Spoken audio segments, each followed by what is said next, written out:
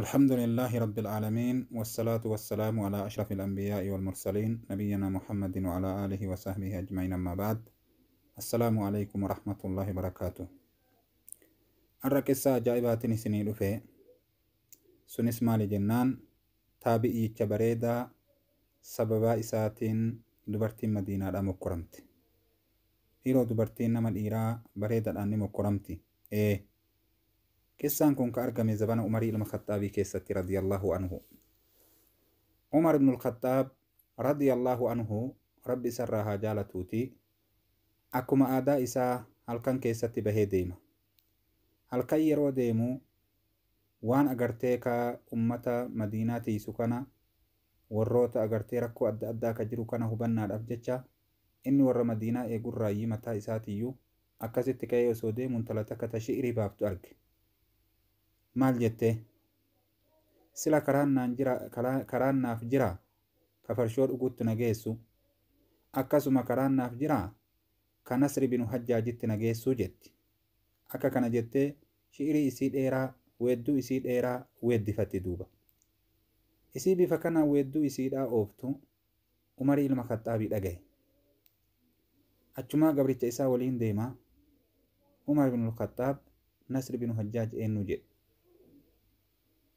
Chuma gandatti dacha'anii ganama yeroo lafti bariite gaafate Umar Nasri binu Hajjaaj fida jedhee waytii fuudhanii fidan in bareedaa miti irra bareedaa uumaa rabbiiti subhaanahu wa ta'ala, irra bareedaa khalqii rabbiiti, irra bareedaa waan rabbi uumeeti gurbaan rabbi kenneef subhaanahu wa ta'ala.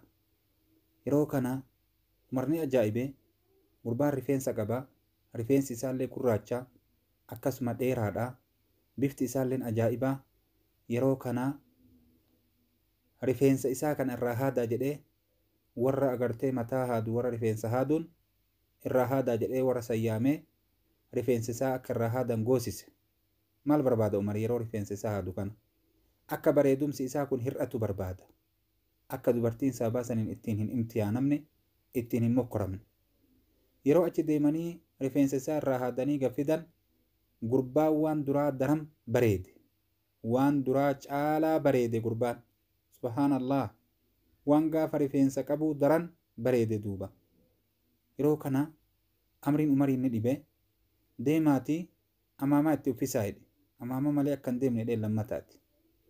Waytii ammallee fuudhanii amaamaa itti uffisan waan yeroo duraa daran bareede, waan yeroo duraa caalaa bareede numaayyuu amaama mata marannaa. Yaa subhaanallah, kuni kennaa rabbii tiree akkam godhan. Ni eda'a gurbaan akkuma bareedumsa isaa hir'isuu fedhaniin inni eda'aa deema duuba. Yeroo kana Umar abadan jedheen Madiinaa keessa qubachuu hin dandeettu jedheen. Osoo an lubbuun jiru, osoo an lubbuun jiru imtihaanni dubartiin agartee ka Madiinaadhaa akkasiin imtihaanamtu akka fitnaan magaalaa Madiinatiin eegalu hin hayyamuu jedhe Umar. Kurfaahi jedheen agartee magaalaa Madiinaa irraa hijiraa bahuudhaaf, qophaahi jedheen magaalaa Madiinaa irraa godaanuudhaaf. Yaa subhaanallah, yaa subhaanallah, Umar agartee magaalaa Madiinaa irraa godaanuudhaaf kurfaahi jedheen raatiba isaa waan inni agartee nyaatu waan inni dhugu mindaa isaa isaaf godhe, dachaa godhee isaaf kenne, baqadhu jedheen asirraa gara biyya Basraatitti. Akkasiin godaansisee biyya Basraatti gale. Maaliif achitti godaansisa Umar? Biyya san dubartiin hin jirtu. Haasoyni agartee warra taarikaa odeessuun keessatti kitaabban taarikaa akka adda addaatiif fidaa, warri taarikaallee akka adda addaatitti fida. Ijtihaanni isaanii kanamiituu akka adda addaati jechuu. Gariin ormaa inni kun namni agartee yeroo bakka takka irraa bakka takkatti godaanee waan agartee akka biyya isaa sanitti gammachuun dhageenyeef jecha, kanaaf jecha agartee wallaalamaa namaa ta'ee waan jiraatuuf jecha haalli dubartiin akka Madiinaadhaa isaan imtihaanamuudhaa kun achitti ittiin argamuuya. Jechi biraa ka jiru biyya san, biyyi sun agartee biyya Faarisiiti. Aslitti Faaristu isaan bulchaa. Warroota gosa adda addaatu achi keessa jira. bareedumsi inni adda ittiin bahe kun achitti isatti argamuu hin danda'u. Warri rifeensa dheeraallee ummanni agartee Faarisii kunis ummanni Arabaallee ummata hedduu waliin makamee bakka san jira. Waliin makama kana keessa waan hedduu jira. Kanaaf akka Madiinatti naadira ta'etti achitti naadiran ta'uu yaa. Jechi biraallee inuma jira jecha hedduu duuba. Sababaan Umar akkana godheef kanaafi wanni jedhan hedduudha.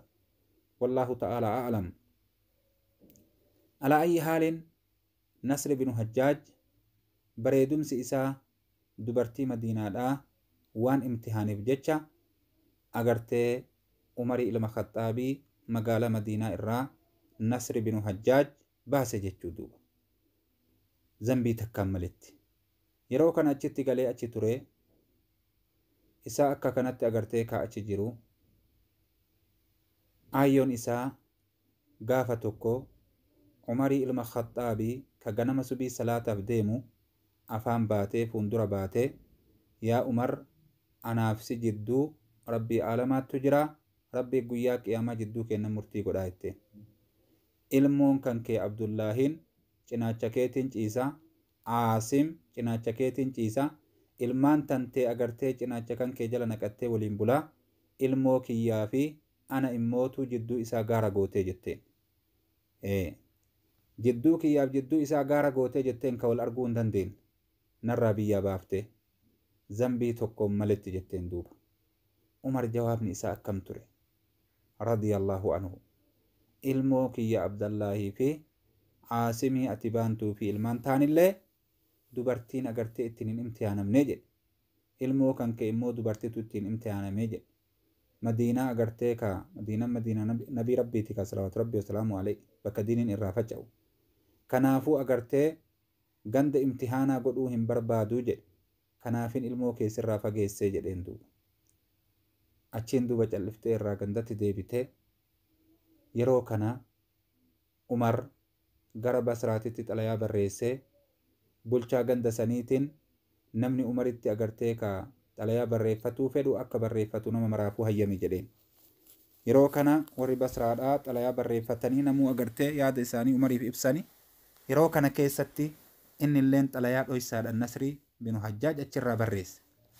Gara Umariititti xalayaa erge. Waan jedheen shi'iriidhaan dubbate dubbiin dheertuudha gabaabseetiin isinii hima. Inni waan jedheen yaa Umar ani zambii tokkon dalayne intalli weeddiftu taati agarte sunilleen intala tiifamtuudha. Zambii takkan dalayne namni agartee fedhinnaa isaatirraa shi'irii baasee akka fedhe ni dubbata ka waan san hin dalayne. Ani ilmaan warra gaariiti warra sharafa qabu nama diinii qabu. Hammeenna ati ittiin na shakkite san ani agartee itti gahurraa diinii kiyya na daangessaa. Intala akkasii weeddiftee achirraa dubbattu sanillee hamtuudhaan natti gahurraa diinii isiittu isii agartee daangessaa. Kanaaf agartee zambii takkaan maletti achirraa na baafte ani agartee kophaa baafamee warra kiyyarraa gariibummaadhaan jiraachuun kun kophaa bahee akka kanatti agartee jiraachuun kun na dadhabsiisee jira. Sila na deebisuu keessatti kajeellansiif jirti jedhee Umaritti xalayaa barreeffate duuba. Umar xalayaa sanni argee abadan jedhe hagan lubbuun jiru.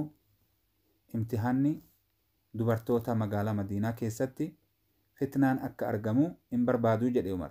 Jalaa dide gaafa kanallee radiyallahu anhu rabbi sarraa haa jaalatuuti Umar ibn al-Khattaab jalaa dide jechuu. Akkuma san duuba intalli agartee gaafa san weeddiftu isa agartee gandarraa baasuu kana dhageennan ofirra sodaatte. Akka Umar agartee isii tana iqaabuu naamusin isiidhaa xuraa'uu jechi isii kun dhagahamee dubbiin kun faca'uu. Yeroo kana agartee weedduu biraa walaloo biraa baaftee weeddifte jechaadha akka nama qulqullii taate. Yeroo kana Umarilleen agartee ofirraa sodaachuu isii beekee xalayaa barreessee fi abshir jedheen agartee gaarumminni kan keetii fi nama nagahaa ta'uun kan keetii fi tiifamtuu intalaa ta'uun kan kee nagahee jira. Immootu ansiif jecha hin baafne inni kun dubartoota irra seenaa bareeduma isaa kanaan waliin dubartiin isaan imtihaanamtii fitna argamaa sodaadhee siif jecha hin baafne jedheen duuba ofirratti hin sodaatin jedheen. Akka kanaan qalbii isii qabbaneesse achumaa duuba isa akkanatti jiru osoo dubbiin akkanatti jirtu umarii gaafa tokko karaa keessa deemutti jiru dubartoota wal haasoftu dhagaye rabbi illeen subhaanahu wa ta'aalaa wayyuufuu isa irra fide rabbiin eenyu irra bareedan dardaraa magaalaa madiinaa kanaan keessatti eega Nasri binu Hajjaajiti jettee wal gaafatti dubartiin. Dubartoota wal gaafatturra Umar dhufe waan jettuun takka ta deebisaa kennituuf eega Nasri ilma Hajjaajiti irra bareedan namaa Abuu Dhi'ib akkana jetteen duuba Abuu Dhi'ibi kaa jetteen duuba achuma Umar dubbii kana dhagaye imtihaanni biraallee lafaa ka'e ajaa'iba dubartiin nama bareedaa haasaa oolti jechuu nama agarsiisa. Yeroo kana eenyu jedhe agartee ka Abuu Dhi'ib jedhee waytii inni gaafatu ilma abbeeraa Nasri binu Hajjaajiiti jedhanii ibnu ammi Nasri binu Hajjaaj Allahu akbar warri fiixamarraa bareeda fakkaata.